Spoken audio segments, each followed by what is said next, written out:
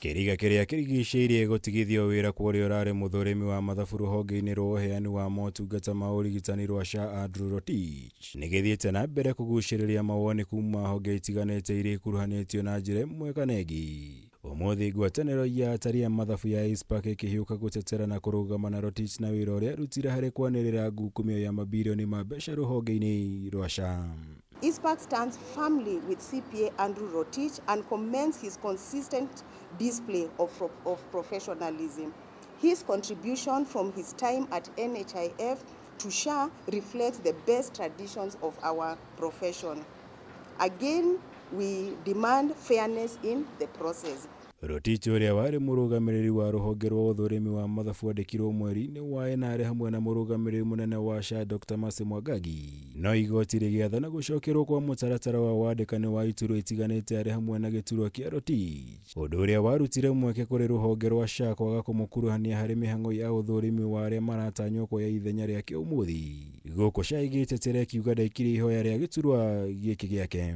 From the records and knowing how our member works, our member is a member of integrity, and looking at the audits that he has revealed previously, these are key audits that have actually been able to reveal a lot of losses that our health insurance is incurring. And because of this, we believe that he was one of the best candidates. But surprisingly, after the revocation of his appointment, he did not appear in the list. So that is where our main concern is. He indeed applied for this position, Assistant Director in charge of forensics. So trying to say that he applied for a different position, we do not know whether he applied the other position, but at least on this one we are clear that he did apply. The information that is on our desk is that yes, he applied for that position, the position that is in question. ICPAK rĩu ĩkĩendekithia gũtabanĩrio ũthuthuria kĩrĩa gĩacũngĩrĩirie Rotich gũtigwo nja wa mĩhang'o ya wandĩkani wa gĩturwa gĩkĩ gĩake. Ũndũ ũmwe na gũthaitĩrwo kwa ũira wothe Rotich aronganĩtie wĩgiĩ ngukumio ĩno ya rũhonge rwa SHA, na makĩria moguo makoria thirikari gũthingatithia ũgitĩri wa Rotich na andũ a nyũmba yake. We are calling for an independent inquiry.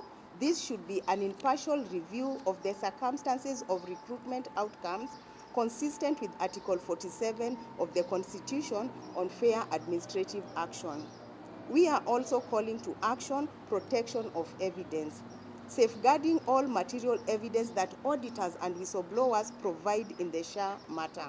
Kũrũmĩrĩra wanĩrĩri wa ngukumio ĩno, Minista wa ũgima wa mwĩrĩ Aden Duale anĩrĩire kũhinga makĩria ma thibitarĩ 1,300 iria ciakuruhanĩtio na ngukumio ĩno, na makĩria ma macira 1,188 makĩneanwo kũrĩ wabici ya DCI nĩguo itabanĩrie ũthuthuria makĩria.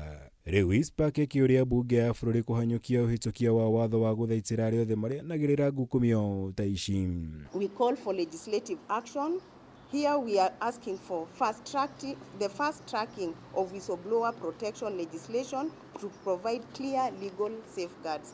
Igũrũ rĩo ICPAK nĩ ĩrongoreirie gũkuruhania kamĩtĩ ya Kuhurana na ngukumio bũrũri-inĩ EACC nĩguo gũtigĩrĩra kĩhoto kĩa Rotich nĩ gĩathingatithio, kũrĩa mekinyirie nginya wabici-inĩ cia kamĩtĩ ĩno kũheana mateta mao magĩtanya ũnyitanĩri na EACC harĩ gũtetera ũmwe wao. We will head to EACC today to formally submit our press statement and action points that we want them to address. This engagement emphasizes our shared commitment to transparency, institutional reforms, and the protection of public trust. Ngĩribotera Kameme TV, njĩtagwo Mwaura Wagunya.